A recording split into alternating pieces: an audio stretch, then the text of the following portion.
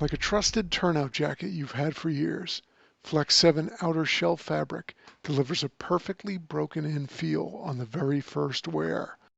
Flexible, comfortable, and powered with the strength of Enforce technology, Flex 7 outer shell fabric is made to move. To learn more, visit tencatafabrics.com/flex7. Flex 7, powered by Enforce technology, only from TenCate Protective Fabrics. Welcome back to another episode of Main Street Firefighting, a podcast by Fire Engineering. Before we get started, we'd again like to thank Fire Engineering for the opportunity and you all for tuning in. Tonight's just a quick little podcast. Chris and I are going to discuss some of the myths and misconceptions about Main Street buildings that we kind of cover in our class typically. But we're going to hit on some of that tonight, and then we're going to follow up with some of those you'll see in the Main Street memos as well, so you can kind of get a little visual of what we're talking about. So before we get started, it's the start of the new year. It's 2024, and we've had a good 2023, and the previous year before that, we've done quite a few episodes on this podcast, and we've hit a wide swath of subjects. So this year, we're going to also kind of reiterate on some of the same stuff we've always done. Also, we're going to branch out and do some wider broad. We're going to branch out and do some wider perspectives, but all in the context of legacy Main Street firefighting or Main Street settings. Maybe not a Main Street setting, but older buildings. So it doesn't matter if you live in small town America or a historic district. The point is the building doesn't know where it's at, but we want you to know about the building where it's at. So that's kind of the goal of 2024. We're looking forward to it. And today's podcast, like Lex was saying, is just kind of a short little start off to the year. We're going to hit on something that we've found super intriguing with our past experiences getting to go across the country with this subject, and that is the myths and misconceptions older buildings when it comes to two things in very general terms, which would be the wall ties, so structural stars. Those can be called a couple different things because there is some trade jargon in there, and cast iron. So like most of the fire service went through some sort of Fire 1 and 2 program, and what you get out of that program is not what actually is from a scientific or architectural or engineering standpoint. Depending on the quality of the program. Depending on the quality of the program, for sure. But if you just take the program for the face value of whatever book you're in, whatever red book you're in, you're not going to walk away with the answers. And unfortunately, you're going to walk away with not only not the answers, you're going to walk away with the wrong perception and just bad information. So it's detraining. And that's where a lot of us went and for a long part of our career, including myself. So we're going to hit on the two myths and misconceptions of wall ties, structural stars, and then cast iron components in legacy buildings. So like he said, a couple of the things we've talked about in the classes are the cast iron columns to start with, and depending on what year you went through the fire academy, in the last 10 to 20 years, depending on which textbook you had. In the most recent commonly used books in Fire 1 and 2 academies, cast iron columns aren't even really referenced or talked about at all. Why that is, I'm not really sure. There's a lot of focus on the newer construction, which is important, but like Chris said, regardless if your whole city is legacy buildings or you just have a few in your main street, it is important to talk about. And cast iron's been something that's confused the fire service for a very long time. All the way back into the 1920s, there's the Fire Chief's Handbook that talks about cast iron and what they thought happened. And then we get into the textbooks in the last few years, and they talked about cast iron columns under heat, and then when a fire stream was applied, what most of us were taught when it was still in the books was that when you had cast iron columns under heat and you applied the cold fire stream, that is what caused the cast iron columns to catastrophically fail. And then we're going to discuss a little bit how in the 80s, through two different studies, that was proven to be false. Yeah, so like Lex was saying, the book that the Fire Chief's Handbook goes back to about the 1930s, 1920s in there, depending on what edition. And you got to understand, back in the 20s and 30s, early 20th century,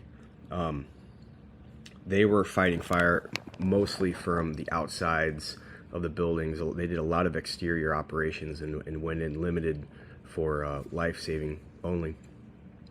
So they had a lot of cast iron facades on the buildings in the 1920s, 1930s. It was a very common thing. Large, multi-story, 5 or 6 story cast iron facades. And the picture in the book has a cast iron wall kind of arcing outward, like bowing outward towards the street with stream application on the front of it. And it clearly states, cold water on hot cast iron, basically equals contraction of the wall. The wall will contract and then fall down on the members out in front of the building. Well, like Lex was saying, that actually didn't get proven or disproven until 1984, I believe is the date of the study, the 80s. So for a long time, the fire service had it really wrong. And maybe that could have been from a couple reasons. Obviously, the UL data wasn't like it is now, but a lot of it just could have been from anecdotal information. Someone cracked a cast iron skillet in the firehouse sink, on a hot skillet got put under cold water. Cold water cracked the skillet. Well, that must also apply to cast iron columns. That must also apply to all cast iron in the world. Well, that's not how science works. That's not how material physics works either. So that's probably where it all came from. That's where a lot of stuff in the fire service does come from, until we test it under empirical data. Okay, so the other big moment in cast iron was the Pemberton Mill collapse in 1860. Now, the original collapse of the building had nothing to do with fire. It was just a building collapse. And in the rescue efforts, someone knocked over a lantern and then lit the wreckage on fire, and then the debris burned, and then unfortunately a lot more people died than in the original collapse because of the fire afterwards. But during the investigation, post-collapse, the investigation into the collapse, once again non-fire related, they started to realize that these cast iron columns, they're hollow cast iron columns, they were non-standard casting. It means there was a variance in the casting thickness of the column. So the column on the inside was hollow, so the outer walls of the column were thicker and thinner in different places, and pretty obvious. There's a cutaway picture you can easily find either on Wikipedia or you just Google it, and it's a good example of this is when they really started to look at, like, oh, hold on here a second, cast iron isn't like steel. There's not a standard metric for time versus heat equals a predetermined failure point. You can't do that with cast iron because there is an unknown thickness. There's a large unknown variable now in the equation. And that unknown variable is really where the cast iron column kind of gets its bad reputation from, and why when it fails, you really don't know the when. The when is the really hard part, the challenge in this whole equation. Steel kind of gives you a bend, a flex, a twist, a torque. While cast iron is brittle, it gives you a crack, and it breaks. It cracks and crumbles. When that's going to happen, no one knows. So the Pemberton Mill collapse is when that really came to be apparent, that these columns, or cast iron in general, has a ununiform cast, and it's not standard. So now it becomes very finicky under certain loads and heat conditions. So kind of going off of that, in the study that we were reading about cast iron, it states that cast iron stopped being used as a structural column supports around the late 1890s. So if you're looking at buildings and you're trying to date them and you do see cast iron columns, this can kind of give you an indication of the age of the building, which may be useful for identifying other features as well. And so that's something to kind of point out. I can't recollect the last time we were on a sizable main street, or any main street for that matter, that didn't have one corner cast iron column. Usually they are on the corners. Everyone's seen what I'm talking about. It's a barbershop or a candy store, a soda shop or something, where there'll be one corner kind of open for their show windows in that corner column, to where there would have been normally just a solid wall right there with that column to facilitate like a vestibule of some sort. Would be just that cast iron column right there on that corner. And that's where a lot of the cast iron is on main streets. You're going to see that one entryway corner as that cast iron column. On a larger scale, you're going to see wide open spaces on first floors Top floors, not so much, because we know on top floors, that's the roof, and under an open span roof that's with no columns, well, that's going to be your arched roofs. Not the case if it's a multi-story building and you need an open first floor plan. They got around that by putting in smaller columns, and that's where the cast iron we see a lot on the first floors or lower floors. Also, you can have cast iron columns in heavy timber buildings. Heavy timber warehouses sometimes started with cast iron columns in the basement and then tapered up to wood. I've seen vice versa actually too. I've also seen large wooden columns in the basement that's tapered up to a cast iron column up top too. So there's kind of the three areas you're going to see the most cast iron on your old Main Street buildings or legacy historic districts. Not to be confused with the steel lintel. All right, so which makes sense, right? We understand that cast iron works the best under compression, like concrete. Steel is able to span large, wide areas. Cast iron, not so much. So the big metal beam you see going across your storefronts, that is not cast iron, that is steel. But sometimes, and in case of that corner cast iron post, that steel I-beam may be held up by cast iron. So now you have multiple elements of metals in the equation that do different things under different heat conditions. So once again, we're adding variability to the equation here. So just understanding what you're looking at is the big thing here. So like you said, we have the Pemberton Mill Fire in the 1860s, which gives us the conclusion that cast iron casting process is not uniform, which is going to cause some issues with the load stability that they have. And then we go to the 1920s and 30s, where we have our fire chief's handbooks telling us some confusion information about what happens to cast iron facades under heat and then water application. So then we spend the entire next several decades with a lot of confusion about what happens to cast iron under fire conditions.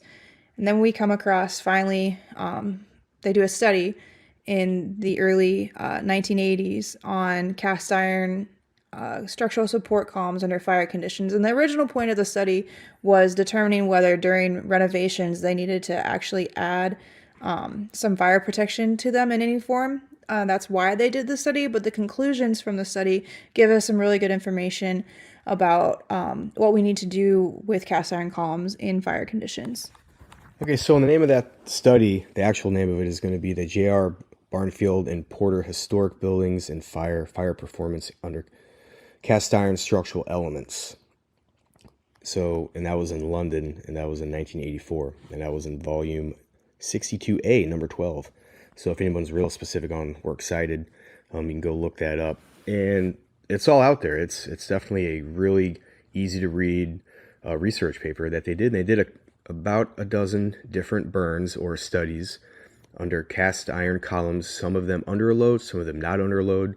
And some of the cast iron columns were protected and some of them were unprotected. And what they're using for their fire protection in this case was going to be a 25 millimeter mineral wool kind of wrap that they would put around. So what they did was they put cast iron columns under a load and then they blowtorched them to apply heat, and then they sprayed water on them and then waited to see what happened. And what did not happen was a catastrophic failure of the cast iron column due to refraction or cold water hitting the metal and then causing it to fracture.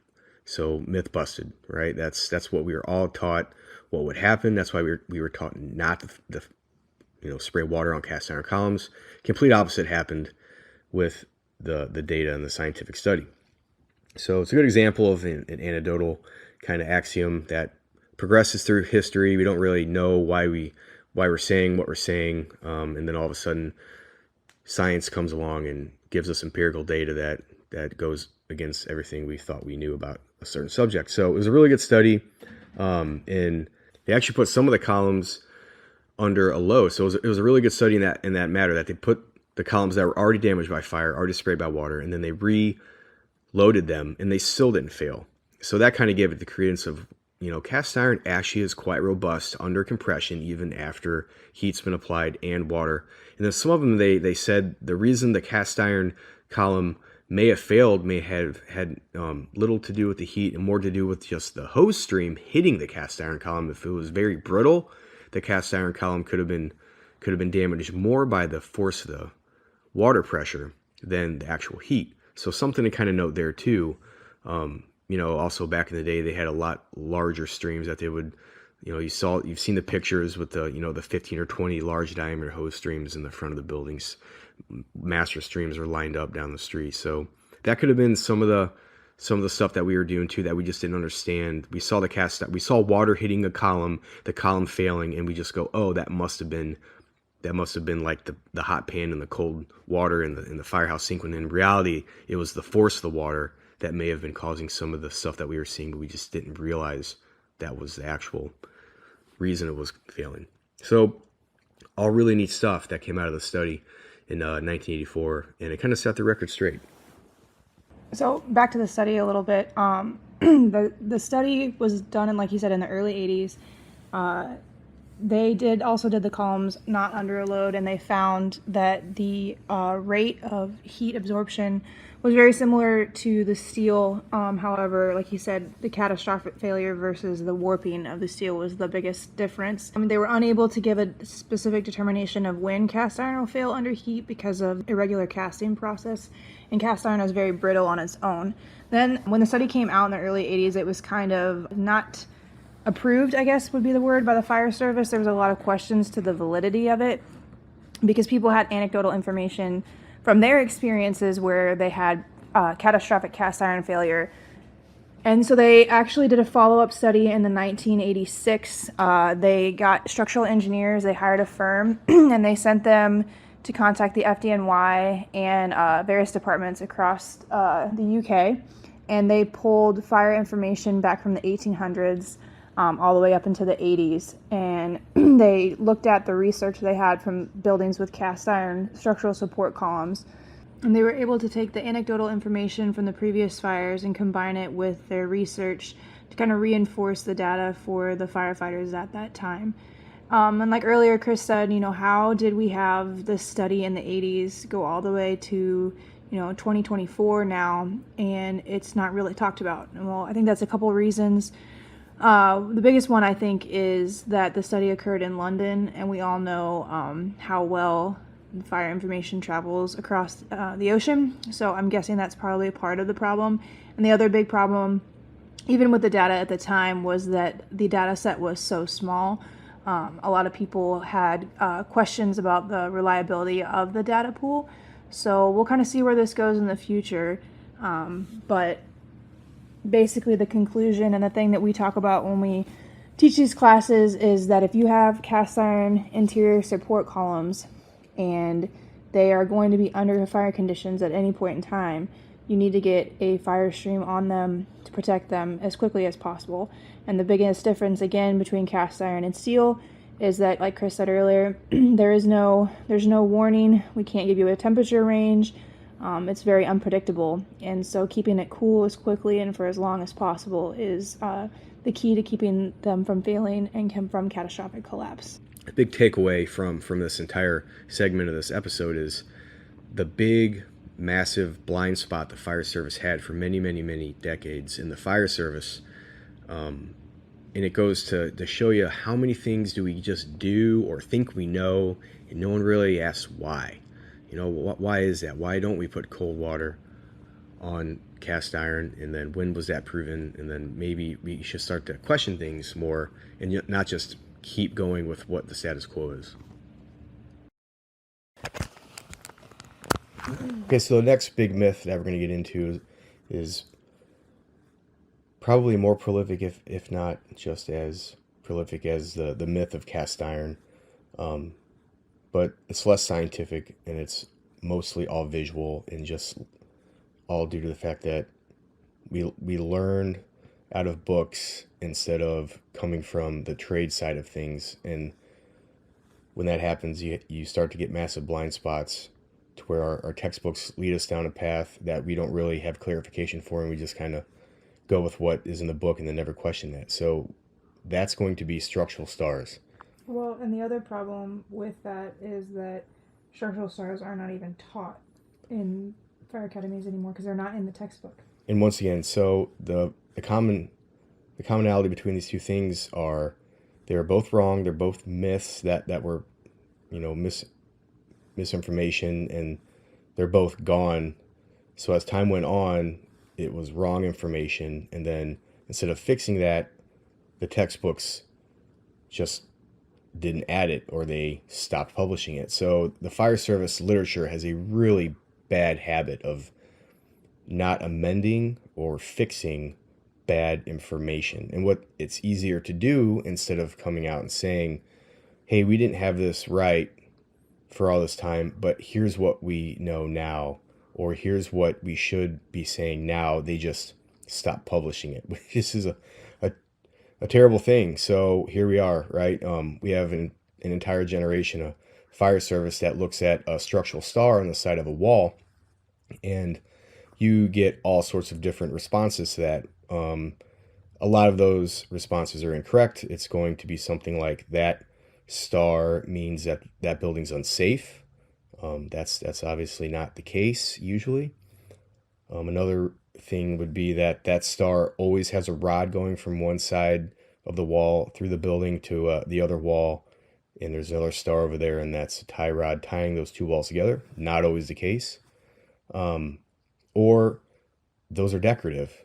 Definitely not always the case. So it's very ambiguous on what we're looking at when we come to these structural stars. And when we do these classes, usually that's one of the biggest like aha moments in the classes. Most everyone had this wrong, and myself included, just as I had it wrong with the cast iron. I was taught one thing and then learned another thing later in my career. So the big thing with the stars is, the first myth is, just because they're on the building doesn't mean the building is unsafe or do not enter. There's a lot of reasons you don't go in a building. The presence of structural stars is a small piece of all the factors you put into that. And in the case of the Midwest and where we're at in Missouri, we are on a fault line. So a good portion of the structural stars that you see on the brick buildings in the Midwest, and that is everywhere west of West Virginia to east of Kansas, are there for seismic protection. So the stars you see in the buildings in Chicago, Milwaukee, Cincinnati, St. Louis, all the way down to New Orleans, those are put into place not for the building is bad. It was put in for seismic protection from the New Madrid fault line. So those are put in at the time of construction. They don't mean the wall is bad. They don't mean that you shouldn't be in the building. They don't mean anything unsafe. They're just there as the same reason any structural seismic protection is there. Now, there are ones added to reinforce areas of damage or weakness, but you can tell the difference based on location, which we'll get into later. So there's the first misconception out of the way right there.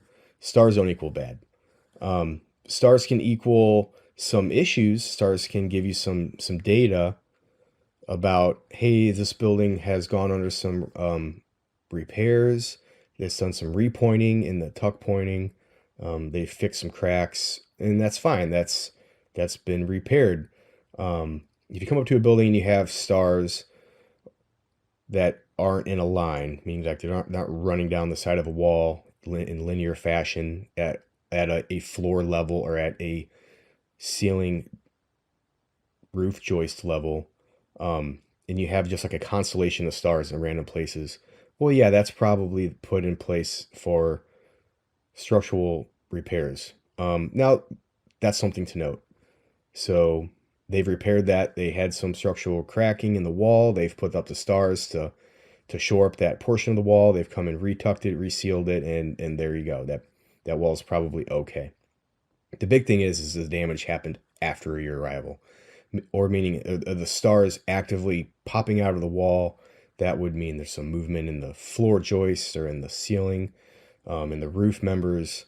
All that kind of stuff is what you really want to look at. But just the presence of stars themselves, that's not much of a red flag. Like Lex was saying, how they're in the building, where they're at in the building, that means more than just that they're there or not there. The point is all stars are not equal. All wall ties are not equal. And some of them do have the rods that run through them. Some of them do have the turnbuckles. They're larger. The stars that most people see are about the size of your hand. This will be a 5-pointed star. Those do not have rods that run from one wall to another wall through a void space in the building. That's just about a 12-inch piece of flat stock steel that goes and tacks into a joist or a floor joist or some sort of ceiling joist member, or even like a rafter beam in a pitched roof. Those are the ones that I had in a house I owned, a very old home.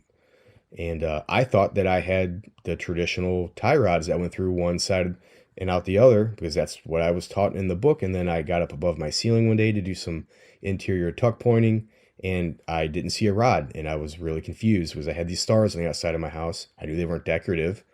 So I went on the inside, did some more investigation, and I see a little metal strap going through my brick wall. I had, it's 3/4 brick, and at and it goes and it tacks into what was the ridge beam of a pitched roof on top of a brick building. And I was really confused on what I was looking at, because that's not in any fire service book that I can cite currently. It might be in some old fire service stuff that I don't own, but nothing with IFSTA on the front of it have I seen with the proper definition or image of just structural wall spreaders, structural wall stars. There's trade jargon in there because there's numerous terms for these things, but just your general wall ties, not with the tie rod going in between the two walls, just the structural stars that are put in place that go through the brick wall and then tie into a structural member on the other side of the wall. And the biggest ways to tell the difference between these is, like you said, location. So if it's running through a void space, it might have a rod on it. The larger the size is also a good indication of that. And it makes sense, right? If it's a smaller star, like you said, about 5 inches, and that's surrounding a window, you're not going to have rods running through the middle of your room. So that is going to be just a tie or an anchor strap. So the size is the big thing too. So the big tie rods that run through each space and to tie the walls together, those are going to be larger. Essentially, it's a washer for a brick wall is what you're doing. You're spreading out the surface to mass ratio on that load. So you're going to have the big metal diamonds. You're going to have the big metal circles. They might be larger stars. It might be a 4-point star like an X or a cross. Big S's are another one you see. Some of them are very ornate, almost like a fleur-de-lis. And the stars that you see the most aren't those, though. The ones without the rods are like almost exactly the size of your hand, and it's a 5-point star. They can be also smaller versions of the circles and smaller S's, but once you really compare the two, you can point them out pretty quick, knowing if you have a rod or not going through there. So also, the people that rehab these buildings nowadays, if they are rehabbing an old row home in the Northeast, or just an older home in the Midwest where these stars were put on at the time of construction, they'll still put these systems in, instead of running a tie rod parallel to the floor joist running from wall to wall. What they'll do is they'll run, if they have to do some stuff with the front wall or a side wall or floor, they'll run these stars, a new one, I mean like a modern version of this. It'll still be a star, but it'll be a modern system of anchorage, to where they'll run a rod. It'll be a short rod, maybe 3 to 5 feet, through 1 or 2 or 3 floor joists running perpendicular. So they'll run that star on the A or C side and run that perpendicular through like the first 2 or 3 floor joists to kind of give that wall some stability while they're doing some interior remodeling, a total gut rehab. When you start removing floor joists and stuff like that in the structural assembly in a brick building, you start to really have to kind of reinforce some things, because those floor joists are really what ties the total package together. The 4 brick walls do a pretty good job. They're tied together at the corners, kind of like you would stack hay bales. But once you start removing floor joists, you start to kind of lose some structural rigidity. So they'll put those in place when they're doing full gut rehabs. And that's something to kind of be cognizant of too. So there's the really old ones that are out there. There's the really new ones that are out there. And then there are the decorative ones. And the ones that are decorative are really easy to pick out because they will not have anything in the middle. It'll just be a structural star or a wall tie with no bolt in the middle. And that makes sense, right? No one's going to go up there and stucco a fake bolt in the middle of that star to simulate that rod being, or that turnbuckle being in there. So what you'll have is you'll have an old star, and it'll just be in a random spot, or they'll try to make something look cosmetically, matching, but they won't have any bolts in the middle of those stars. Well, that's obviously not a real structural member doing anything. That's not a star supporting anything. That is a decorative star at that point. Okay, so that's our two big myths and misconceptions of legacy buildings. It was the cast iron myth and then the structural star myth. So we like to bust those when we get out. And the cast iron one is obviously, other than the study, kind of hard to demonstrate, but the structural star one is super easy to demonstrate. I mean, you just walk outside any old main street or old historic district and you can see with your own eyes what we're talking about. Also, if you go to like a house or a building, like an old building salvage company, you can go get these stars, and they'll have the straps still on them. And you might be able to find the big ones with the tie rods too, but you can bring those into the firehouse and you'll really get some surprised looks on some faces when you bring that into the firehouse and go, look, this is what those stars really are. Most of the time, they're not every star has a tie rod going through it. So that's obviously an easy one to demonstrate. So that's kind of where we wanted to get with this short little podcast, kind of short and to the point. Starting off the new year with that kind of thing, and this is something that we do in our classes, and we've had good success with it. So go out and get your eyes on the buildings and kind of keep an eye out for what we're talking about with the cast iron and the stars. If you're more of a visual learner and maybe had a hard time understanding some of the topics we talked about today, you can check out the Main Street memos that we do and Twitter. Both have some visual examples of both of these topics. But like you said, that kind of wraps up today. We just wanted to keep it short and to the point. Thanks again for listening to another episode of Main Street Firefighting, a podcast by Fire Engineering. As always, if you have a recent fire on Main Street that you'd like to discuss, please reach out. We'd love to hear about your experiences. Until then, stay safe and have a good night. Like a trusted turnout jacket you've had for years, Flex 7 outer shell fabric delivers a perfectly broken-in feel on the very first wear. Flexible, comfortable, and powered with the strength of enforced technology, Flex 7 outer shell fabric is made to move. To learn more, visit tencatafabrics.com/flex7. Flex 7, powered by enforced technology. Only from TenCate.